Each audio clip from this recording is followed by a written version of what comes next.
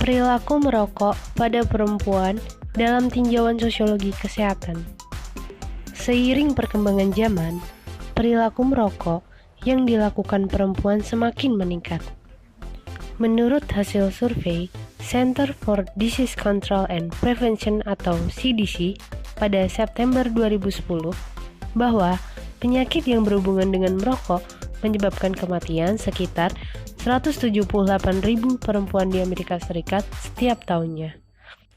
Rata-rata perempuan-perempuan ini meninggal 14,5 tahun lebih cepat karena mereka merokok. Menurut Sarafino, faktor-faktor yang mempengaruhi seseorang berperilaku merokok antara lain, yang pertama adalah faktor sosial. Faktor terbesar dari kebiasaan merokok adalah faktor sosial atau lingkungan. Karakter seseorang dapat dibentuk oleh lingkungan keluarga, tetangga, maupun teman bergaul. Bersosialisasi merupakan cara utama anak untuk mendapatkan jati dirinya. Seorang anak akan memperhatikan tindakan orang lain dan terkadang menirunya. Namun sangat disayangkan karena bukan hal baik yang ditiru, melainkan kebiasaan buruk seperti berperilaku merokok. Yang kedua adalah faktor psikologis. Berdasarkan faktor psikologis, alasan seseorang merokok yakni untuk relaksasi atau ketenangan dan mengurangi kecemasan atau ketegangan. Dan yang terakhir adalah faktor genetik. Faktor genetik juga dapat menjadikan seseorang tergantung dengan rokok, tetapi tetap bisa dicegah dengan perhatian maupun peran dari orang tua itu sendiri. Sudah bukan rahasia lagi bahwa rokok berbahaya bagi kesehatan. Bahaya rokok memang mengintai siapa saja, tak terkecuali bagi para perempuan yang memiliki kebiasaan merokok. Bahkan bagi kamu yang merokok, kamu harus tahu bahwa dampak buruk merokok pada perempuan cenderung lebih mengerikan dari apa yang kamu bayangkan. Berikut beberapa akibat dari perilaku merokok pada perempuan. Pertama, gangguan pernapasan. Perempuan yang memiliki kebiasaan merokok lebih beresiko untuk menderita gangguan pernapasan. Tak hanya itu saja, menurut sebuah penelitian yang dilakukan di Amerika Serikat, menunjukkan bahwa perempuan perokok lebih berpeluang 2 kali lipat mengidap penyakit kanker paru. Resiko ini lebih besar dibandingkan pria karena tubuh perempuan memiliki reaksi berbeda terhadap karsinogen yang terdapat pada rokok. Pria dapat mengeluarkan beberapa karsinogen melalui urin, tapi tubuh perempuan mengubahnya menjadi senyawa karsinogenik. Hal inilah mengapa perempuan perokok lebih beresiko untuk terkena kanker paru. Kedua, siklus haid tidak teratur. Sudah bukan rahasia lagi bahwa rokok juga mempengaruhi tingkat kesuburan. Penelitian ini menunjukkan bahwa perempuan yang merokok lebih berisiko untuk mengalami infertilisasi atau tidak mampu hamil dibandingkan perempuan yang tidak merokok. Tak hanya itu saja, dampak yang juga dapat kamu rasakan akibat merokok adalah nyeri yang tak tertahankan saat menstruasi terjadi. Dan yang ketiga adalah gangguan kehamilan. Merokok akan menyebabkan komplikasi kehamilan, termasuk berat badan lahir rendah, kelahiran prematur, keguguran, kematian janin, dan sindrom kematian bayi mendadak atau sudden infant death syndrome. Selain menyebabkan gangguan kehamilan, kamu yang memiliki kebiasaan merokok sebelum hamil cenderung akan sulit untuk hamil, sebab studi menunjukkan bahwa 60% perokok mengalami peningkatan resiko untuk menderita infertilisasi. Dan yang terakhir adalah meningkatkan resiko terkena penyakit kanker payudara dan serviks. Pada perempuan, kebiasaan merokok dapat meningkatkan resiko terkena semua jenis penyakit kanker, terutama kanker payudara dan kanker serviks. Hal ini karena tubuh perempuan perokok tidak bisa memproses bahan kimia dari rokok sehingga tidak mampu melawan sel kanker secara efektif. Oleh karena itu, bagi perokok perempuan di luar sana, diharapkan untuk berhenti merokok. Hal penting yang perlu diingat, berhenti merokok adalah proses yang perlu dijalani secara bertahap dan membutuhkan tekad, komitmen, dan kesabaran.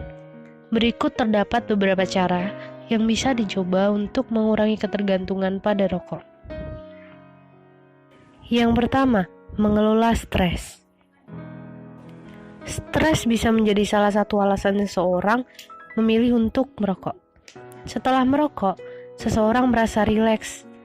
Cobalah beberapa cara untuk meredakan ketegangan, seperti mendengarkan musik, pijat, maupun yoga. Kedua, hindari pemicu. Sedapat mungkin, hindari faktor atau kebiasaan yang dapat membuat Anda kembali merokok, seperti berkumpul dengan sesama perokok, minum kopi, dan minum minuman keras. Jika terbiasa merokok setelah makan, Anda bisa mencari cara lain sebagai pengganti, seperti mengunyah permen karet atau menggosok gigi. Ketiga, terapi penggantian nikotin atau nicotine replacement therapy.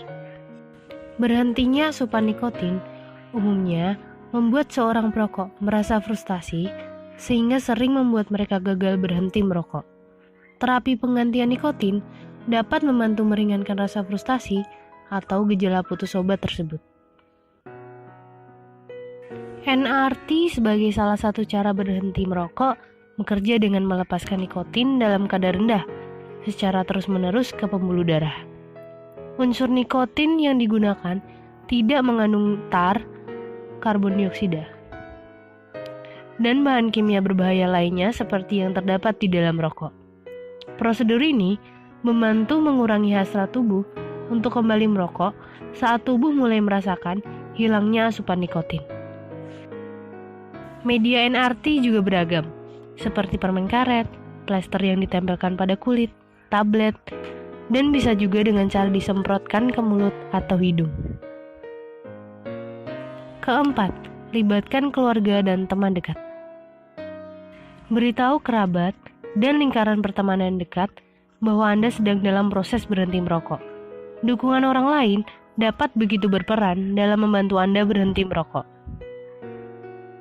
Dan yang kelima adalah terapi perilaku. Cara berhenti merokok melalui terapi perilaku adalah bentuk konseling yang membantu Anda untuk fokus pada strategi berhenti merokok. Dan yang keenam adalah membersihkan rumah.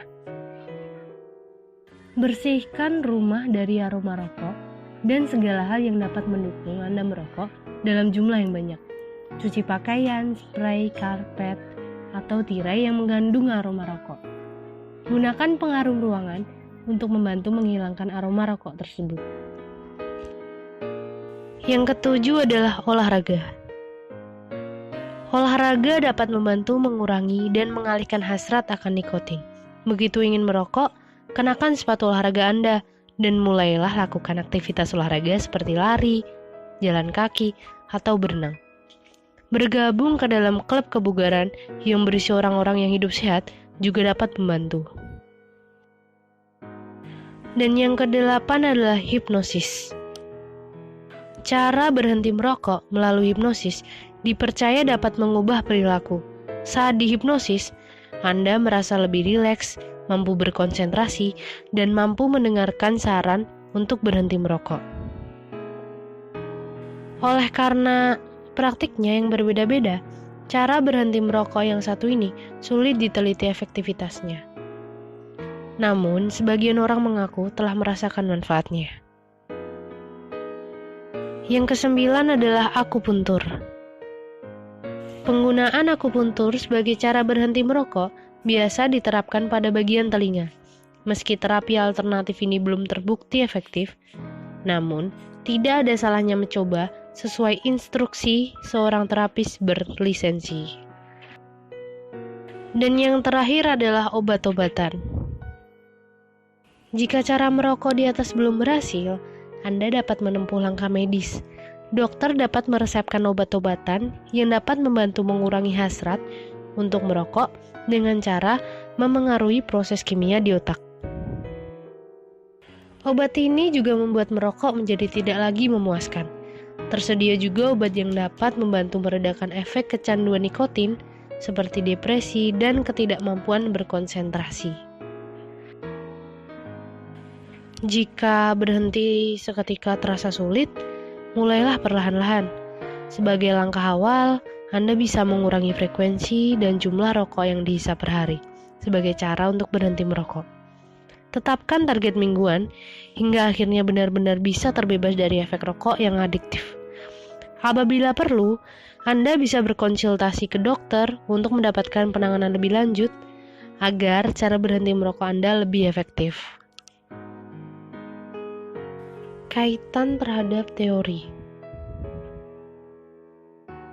Spencer menyebutkan, jika salah satu organ mengalami ketidakberesan atau sakit, maka fungsi dari bagian tubuh yang lain juga akan terganggu. Hal yang sama terjadi pada sebuah tatanan kesatuan dalam masyarakat. Jika salah satu atau dua individu tidak dapat menjalankan fungsi dan perannya dengan baik, maka akan sangat mengganggu sistem kehidupan sosialnya.